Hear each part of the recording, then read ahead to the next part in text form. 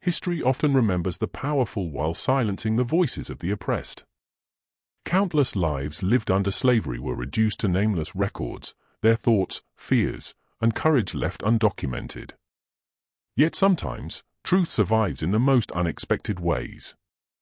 This story explores the extraordinary discovery of a hidden message left by an enslaved child in an 1858 daguerreotype photograph and the long-buried crime it revealed.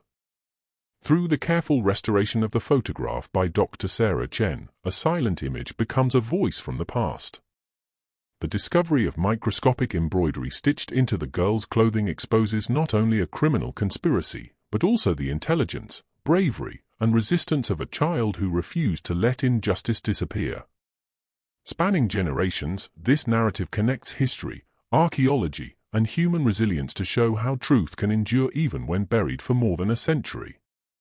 At its heart, this story is not just about uncovering evidence, it is about reclaiming identity, restoring dignity, and recognizing the power of those history tried to erase. The daguerreotype at the center of this story is not merely a photograph, it is a silent historical witness that bridges 2 centuries.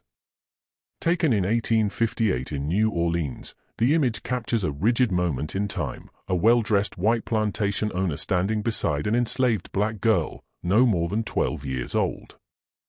At first glance, the image appears consistent with many photographs of the antebellum South, posed, controlled, and intended to reinforce power dynamics. Yet what distinguishes this photograph is not what it openly shows, but what it quietly preserves. Photography during the mid-19th century was an expensive and deliberate act. Daguerreotypes were not casual images, they were statements. Plantation owners used them to project status, wealth, and control. Enslaved individuals were often included not as people, but as possessions, visual proof of dominance. In this context, the photograph of Nathaniel Duchamp and the enslaved girl was likely meant to serve as a symbol of authority. Duchamp positioned himself carefully, selecting the setting of a Carland mansion to convey permanence and power. The girl's stiff posture and simple clothing reinforced the social hierarchy he believed was unbreakable. However, history does not always obey the intentions of those who attempt to control it. When Dr. Sarah Chen examines the image over a century and a half later, she notices something unsettling about the girl's expression. Unlike many enslaved individuals photographed during this era, whose faces often appear vacant as a survival mechanism, this child's eyes convey awareness. There is no overt rebellion, no visible defiance, but there is intention. That subtle distinction transforms the image from documentation into testimony. The photograph becomes a container of layered truths. On the surface, it reflects a brutal system of enslavement. Beneath that, it preserves the presence of a child who understood more than anyone expected her to. The daguerreotype's remarkable preservation is symbolic in itself. The silver surface, still reflective after 166 years, mirrors the endurance of the truth embedded within it. Time, humidity, war, and neglect failed to erase it, just as they failed to erase the girl's message. Importantly, the photograph also reveals how enslaved people were forced into visibility without agency. The girl did not choose to be photographed, she was placed there. Yet paradoxically, this forced visibility becomes her greatest tool. The image becomes the only platform she could use to speak across generations. In a world that denied her literacy, legal standing, and voice, the photograph becomes her archive. The act of restoration itself becomes a metaphor. As Sarah cleans and stabilizes the image, she is unknowingly peeling back layers of suppressed history. Restoration is often viewed as preservation of the past, but here it becomes revelation. The photograph refuses to remain a static artifact. Instead, it demands interrogation. It insists that viewers look closer, question assumptions, and recognize that history is not only written by the powerful, it is also hidden by the powerless. Ultimately, this photograph challenges the idea that enslaved people left no records of their inner lives. It proves that resistance did not always take the form of escape or rebellion.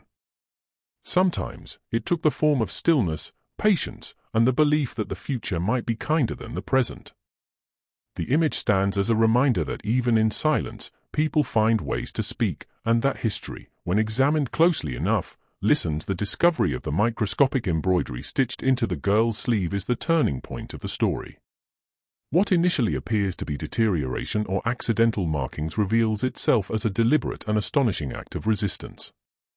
This embroidery, containing geographic coordinates, redefines the girl not as a passive victim of history, but as an active participant in shaping how truth would one day be uncovered. In the 1850s, enslaved children were denied education, autonomy, and protection.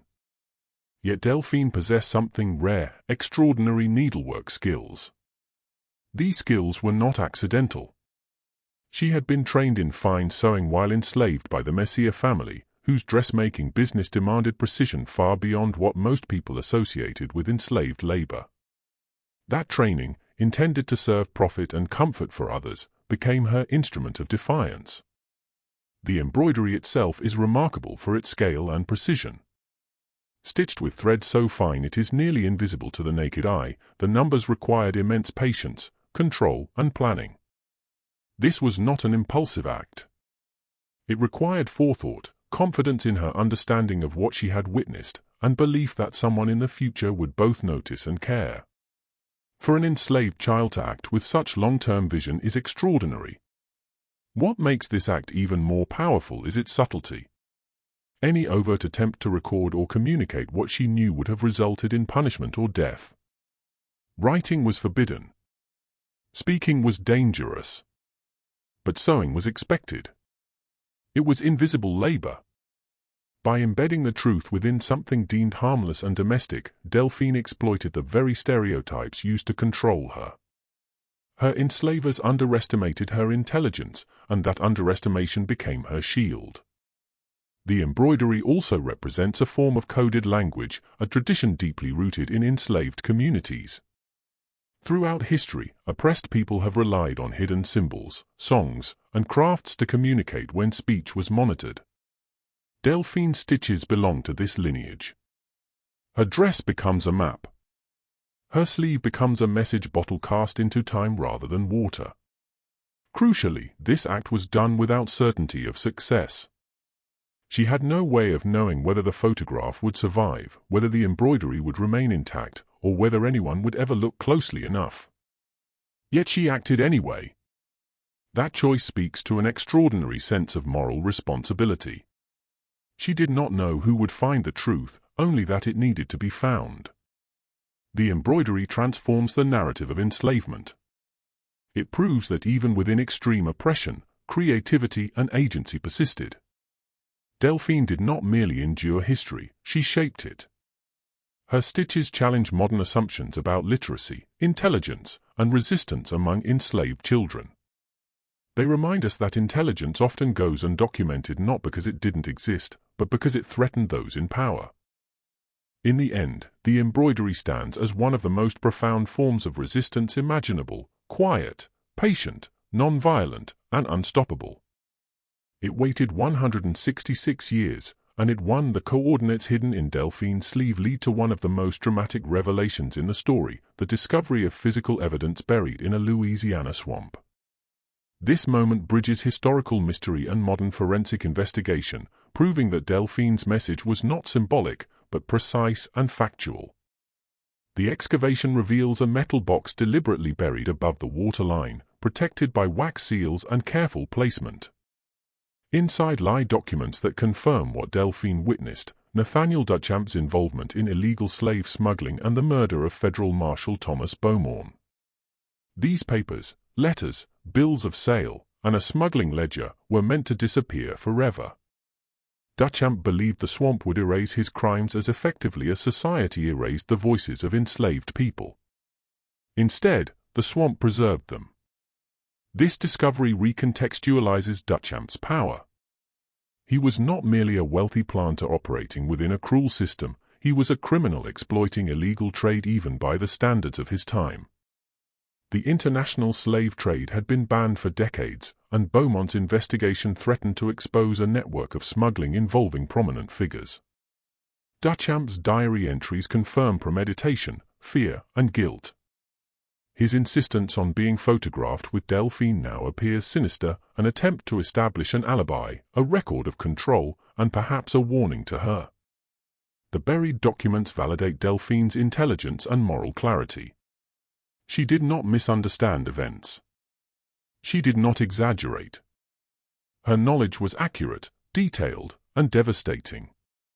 The evidence also reveals the fragility of power structures built on secrecy. Duchamp controlled land, wealth, and people, but he could not control time. The excavation itself is an act of delayed justice. While Duchamp escaped legal punishment in life, history ultimately judged him. The exposure of his crimes restores truth to the historical record and honors the life of the man he murdered. More importantly, it honors the courage of the child who refused to let that truth disappear. This moment underscores a powerful theme: evidence does not expire. Even when buried, truth exerts pressure. It waits. And when uncovered, it reshapes narratives long thought settled. Delphine's message proves that justice does not always arrive quickly, but it can arrive completely. Delphine's liberation marks the emotional and moral turning point of the story. After witnessing murder, hiding evidence, and surviving enslavement, she takes one final courageous step: she speaks. Approaching Jonathan Morrison at a slave auction was an act of unimaginable bravery. Surrounded by buyers, traders, and silence, she chose risk over submission. Morrison's decision to believe her is significant. Too often, stories of enslaved people were dismissed as fantasy or lies. Yet Delphine spoke with such precision that her truth could not be ignored. Though the legal system failed to act fully, Morrison did what he could. He freed her, documented her testimony, and ensured her education. Freedom alone was not enough. Delphine was given opportunity. Education transformed her life from survival to purpose. In Philadelphia, within the free black community, she flourished. She attended the Institute for Colored Youth, an institution dedicated to intellectual excellence. There, she reclaimed what slavery had tried to deny her: self-definition. Her marriage, career, and family represent not just personal success, but generational victory. She became what the system feared most: an educated black woman shaping minds. The child silenced in Louisiana became a teacher whose influence multiplied across decades. Delphine's story does not end with her death, it expands through her descendants and the public recognition of her courage. The museum exhibition transforms her from an unnamed subject into a historical figure. Her life reframes how we understand resistance, intelligence, and legacy. By recovering her story, historians restore dignity not only to Delphine, but to countless unnamed individuals like her. Her embroidered coordinates become a symbol of how marginalized people preserve truth when institutions fail them. Delphine teaches us that history is not fixed. It can be corrected. It can be deepened. And sometimes, it is rewritten by a child with a needle and the courage to believe the future will listen. Delphine's story stands as a testament to the quiet power of truth and the enduring strength of human courage. Born into slavery, denied a voice, a name, and a future of her own choosing, she nevertheless refused to allow injustice to remain buried. With nothing but a needle, thread, and her sharp intelligence, she created a message that crossed generations. When she could not speak, she sewed. When she could not accuse, she recorded.